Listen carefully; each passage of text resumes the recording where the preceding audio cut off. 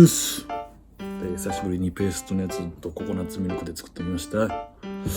ナンプラー買うの忘れたんで、なんかオイスターソースで代用できるって書いてたんで、オイスターソースで代用しました。です。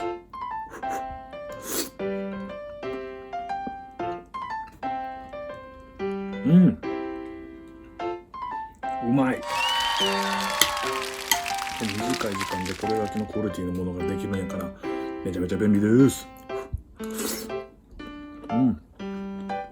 煮込まなくていいかな。楽です。辛い。